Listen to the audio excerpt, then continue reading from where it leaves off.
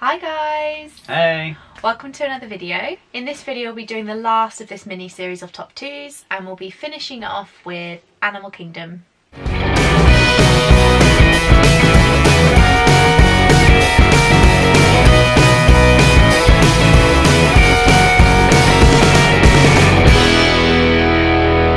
Our top 2s are quite similar for Animal Kingdom and we're going to start off with rides, and our first top 2 is Expedition Everest. Yeah, great ride. Great ride. It's probably the best ride in Animal Kingdom. Yeah, no. Well, this is just to say, put out there, when we went to Animal Kingdom last, Pandora hadn't opened yet, and we still haven't been to Pandora, so we're going to kind of minus Pandora out of this video because I'm sure when we go, it probably will be in our top 2s for everything, for the rides, for the shops, for the food. So let's just minus Pandora out of this video. Also, must be said, we've done Animal Kingdom twice together and Charlotte still hasn't ridden Dinosaur. Nope. Both times we've been, Dinosaur has been shut. I've ridden it when I was younger and I remember it, but Charlotte has ridden it, so I've not included this in my top 2s. So I feel like from what people have said, I feel like I really will enjoy Dinosaur, and if we were to do this video again after our next trip, I think I'll probably say Dinosaur, but I haven't ridden it, so... Good ride. Dinosaur really is out of this video as well. Let's start the top 2s. And we said Expedition Everest. So, Expedition Everest is the ride based on the Yeti that lives on Everest. Really good ride. It's a roller coaster, but it's got no loops in it. It's like a good kiddie family coaster, so you've still got the thrill, it's still fast. Some bits you go down quite steep, but it's aimed at like the whole family, so if you've got little ones, they should be able to go on it with you, which is really great. What I really like about Expedition Everest is the fact that you actually go into Everest itself. You actually go through the mountain, and when you go through the mountain it's all dark inside and you can see shadows and broken tracks, but when you come out, because it's so bright, it's like wow, it's like it really hits you and it's awesome. That's what I really love about it, because you come out really high and then drop down really low. Definitely one of the best rides there. So yeah, that's our number 1. My number 2 at Animal Kingdom, that was 3. Number 2 Animal Kingdom is Kilimanjaro Safaris. So Kilimanjaro Safaris is their safari.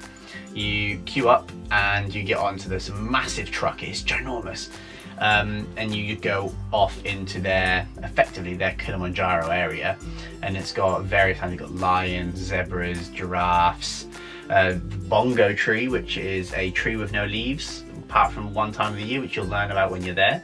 It's really good. It's actually really educational. They teach all about it, and there's like a big scorecard at the top where you can actually check off the animals, not physically check them off, but you can see when you've seen them. Awesome ride. Well, experience ride. It is a ride, but yeah, but as you said, it's more of an experience. If you're really into your photography, this is a really good opportunity to get some pictures. My inner photographer came out and he's not very good, unfortunately. Lots of blurry pictures of hippos and pictures of giraffes with their heads cut off. We were quite lucky on our last one because actually we had to stop because the group of, they're called the crash of rhinos, came past the front of our truck and actually then come down the side, which we were sitting on, and the baby come quite close. I mean, obviously you can't touch them, but we could get quite close to them, which was really cool.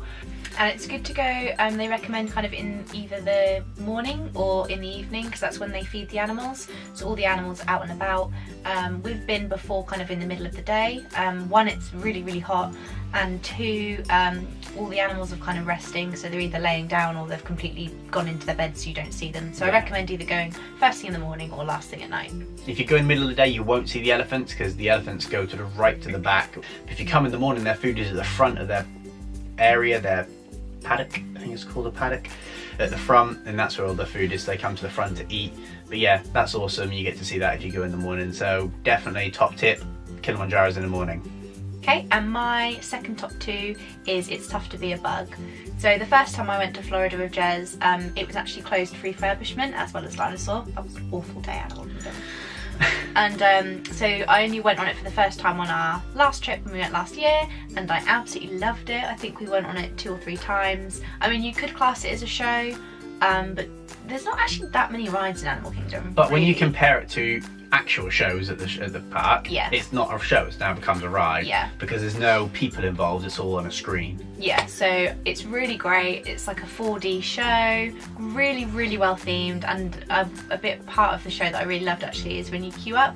So you queue up and you go, it's actually inside the Tree of Life.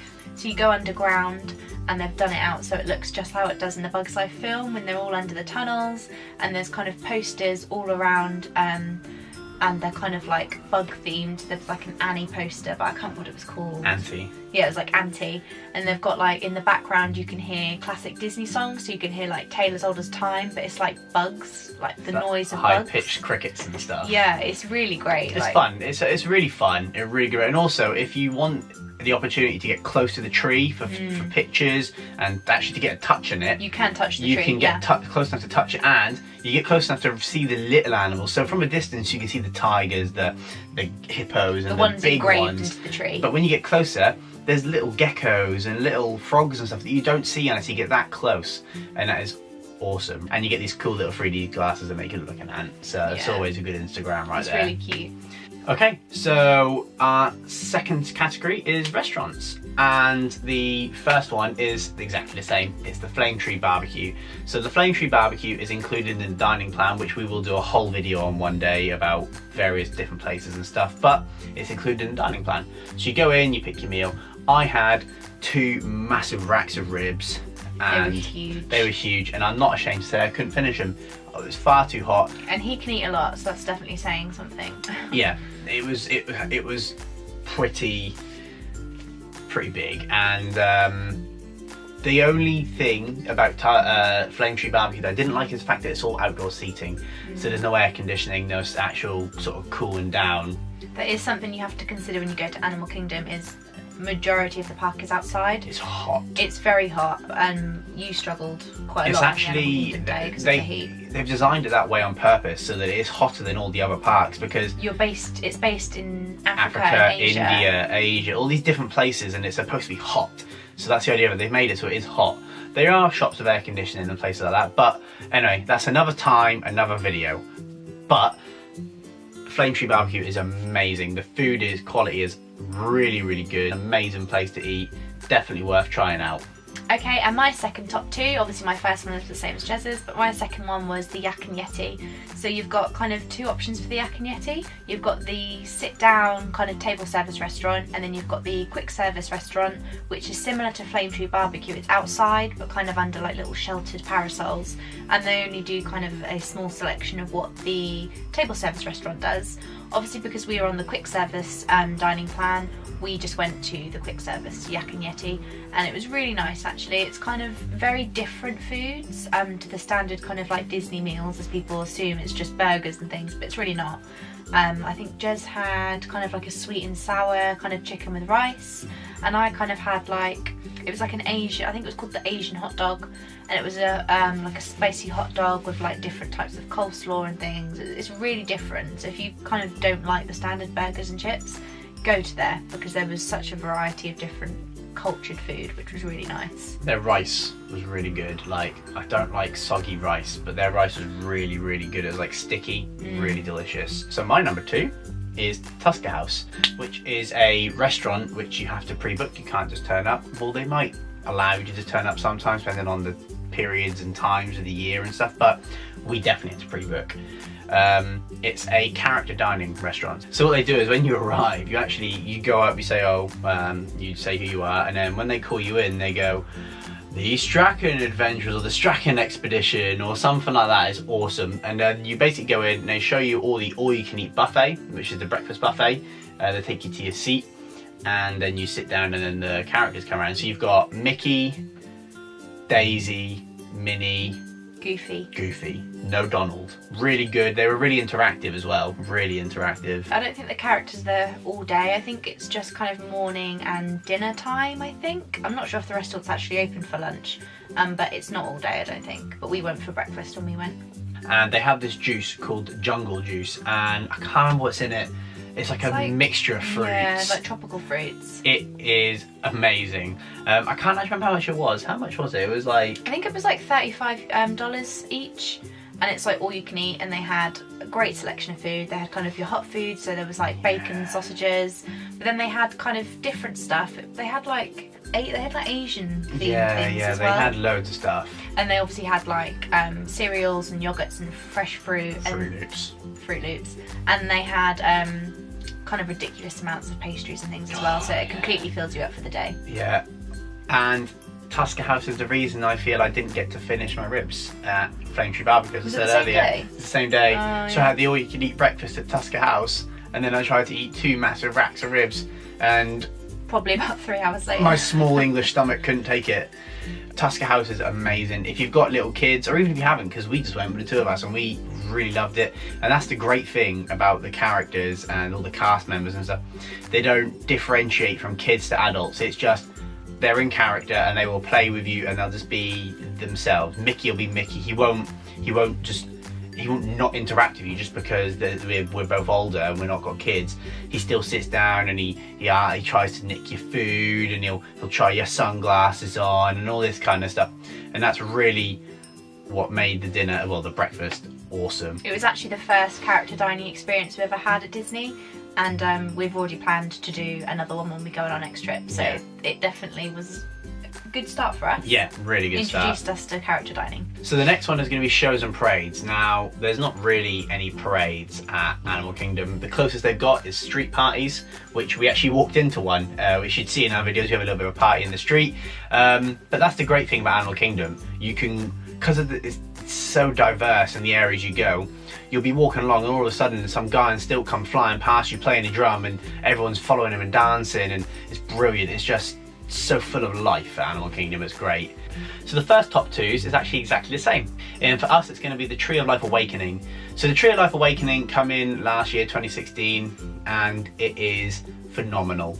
It is again another projection show, but this time on the Tree of Life itself. So the Tree of Life, as we said earlier, has got carvings all over it of various animals and stuff like that. The Tree of Life comes to life effectively, so the projections make the tiger get up and walk around, and I don't know how many different stories there are. There's quite a few, I think. But normally a few animals come to life and they create one big story, but that's not my favourite bit about it. I mean, that's awesome and spectacular, but my favourite bit about it is you just be sitting there watching it and all of a sudden an eagle will just stretch its wing out and then put it back in. You're like, wait, did that wasp blink? You're not sure. Your mind starts playing tricks on you. Wait. You know what I mean? You start giving it the whole If we had to do a top 2 of the whole of Disney, I reckon it'd be a serious contender. Yeah, no, I'd agree. It's so insane. Anything to add? Because I've kind of just gone off on a tangent. No, I think you just made that pretty well. It's a really good show. It took me by surprise, actually, because as Jess says, the tree kind of comes alive a bit. Like, you'll see kind of a bird flap its wing or something like that, and we were kind of like, oh, that's really cool. And then I think I explained in the vlog, actually, I literally start to walk away because I think that's the end of the show, and then it focused on a deer or something, and then just the whole tree revolves around that deer, and then kind of the projections of the show, and it focuses on one animal. And then I think it does focus on a few animals, but I think we were going somewhere, so we only stayed to watch one. But it's absolutely amazing. Yeah. So my second top 2 is Finding Nemo the musical. Obviously, also in this video, we're not including Rivers of Light either, because that wasn't there. Open. That wasn't, I mean, it was supposed to be open when we were there, but obviously it got delayed by quite a bit, so it opened a few months afterwards, so we haven't seen that either. So also excluding that from this video. But yeah, Finding Nemo the musical, absolutely amazing show. I've seen it a few times now. It's kind of in an indoor kind of theatre, and it's a good length actually performance. It's about a 45-minute performance. It's a proper kind of good length musical, and it's just absolutely incredible how they do it. It's kind of done by giant puppets, and you obviously see the people on the stage holding these massive puppets, but after a while you kind of just don't see them anymore. You focus so much on the big giant animal puppets of the fish that you don't focus on the people, and the songs in it are incredible. They are. And some of the scenes, it's just absolutely amazing how they've made it out of these massive kind of fish puppet. It's just absolutely incredible. I absolutely loved it. You weren't a massive fan the first time we saw it. No. You didn't really appreciate it as much. When we saw it the second time, you were like, that's actually a really good show. In my defence, it's probably because I really wanted to go and ride the Kali River Rapids or go and have a roller coaster or something, and then you dragged me to see a musical. Which actually, the first time around, I kind of probably did like, but didn't want to admit it because I didn't want to be there. The second time around, I was like, actually, you know what? I could do it with a bit of air conditioning. So we went in and I loved it. It was all really, really good. So my number two is going to be the Festival of the Lion King. When I was a child, I went and watched it with my family, and I got asked to go up, and part of the show is you have to go up and you have to be an animal, or whatever animal is. And when we first went, the guy picked me from the crowd, and I got to be an elephant. I did the best elephant impression, and I loved it so much. And then when I went back years later with Charlotte, I got picked again, and by the exact same guy, the same actor, same elephant impression, did the exact same noise, and it was so like nostalgic that I was like, I literally remember being a little kid. So when I first stood next to this guy, I remember how big he was, and he was so tall. And now standing next to him, I was like, actually, not that big. But no, he's still massive. He's still a huge guy. He's like 6'5". And he wears this big, like, fluffy big kind of cape lion cape and a huge hat. He's a big guy, and he's like, and he asks me my name, and he's like, and he shouts out to the crowd, Jez from the UK. Yeah, it's so good. He's so awesome. It's just a massive party in a room with 100 people for like 30 minutes. It's incredible. Great. There's so much going on. And the great bit about it is you're not just looking straight at a stage, it's you are surrounding them and they're in the middle. And you look to the left and there's a guy dressed as a flamingo on stilts, and you look to the right, there's a guy as a crocodile, and it's all just going on. There's people flying around in the air dressed as monkeys, and in the middle there's a guy with a stick that's on fire, and he's doing all these tricks and stuff with it. And they have kind of like Simba, Timon, Pumbaa, all the classics. Yeah, and as well. They're all there. It's honestly one of the best shows you'll possibly ever see, in my personal opinion. It did win an award, didn't it? Yeah, like won one of the awards, best like theme park shows in the world or something like that. So the last category is favourite shops. One of my top twos is the Discover Trading Company. So this is kind of one of the biggest shops in Animal Kingdom, and it kind of just has all the Disney merchandise. It's got Disney homeware. It had some like pet things. There was like Disney, you know, kind of the Mickey ice creams. They had that as a squeaky toy for a dog, which was super cute. And they had like all the Pandora charms are in there, all the homeware was in there. It was just kind of the place to go if you want anything from Animal Kingdom, really. Yeah, it's a pretty cool shop, to be fair. So my number one on my number twos is Maria's Souvenirs. It's a little stall. It's like a tiny little cart, and it sells pins. And I just think surprise. It's surprised. But it's awesome. It's just the fact that it's so little, and I just love it. I just think, you know what, just stop off in the sun, buy yourself a pin. And my second top two is Circa Zong Bazaar. So I think that's how you pronounce it. It's a mouthful. Circa Zong Bazaar. It's basically the Expedition Everest gift shop. So they've got some really cute things in there. Obviously it's mainly based around the ride, but you can get other kind of Disney merchandise in there. It's like when we went the first time, I bought a Disney really lightweight kind of jumper from there, and it had Minnie and Mickey on it, and they were kind of sharing a scarf. It was super cute. I don't really know why it was there, because it was quite festive. And we went in August, so I'm not really sure why, but there we go. But no, I brought that from there, and I just love that shop. It's so cute, and I love that kind of theme of that park with all kind of the flags and. Yeah, it's looks very really much. Like, it's like markety, but it looks like a market. My last one is Zuri's Sweet Shop. So Zuri's Sweet Shop is basically it's a little shop. It's not massive. It's tiny, really. You go in, obviously, they sell sweets, as the name suggests. They don't sell just sweets. They sell like cake pops and lollipops and all your various flapjacks and your the kind of stuff that Big Top Souvenir sells in Magic Kingdom, that type of thing. Yeah, but here they are more themed around Animal Kingdom, so you can get like different animals, zebras and Bengal tiger and a lion one. So that's why Zuri's Sweet Shop's one of my favourite, because it's so well themed around Animal Kingdom.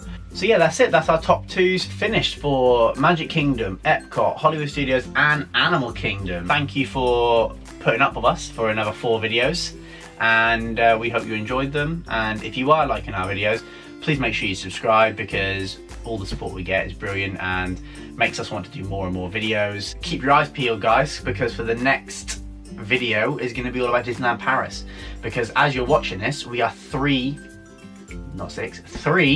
days away from Disneyland Paris, which we'll be vlogging and causing lots of mischief, I'm sure. You need to make sure you're ready for that, because that's going to be a good set of vlogs. Next week's video is going to be based all around our planning for Disneyland Paris.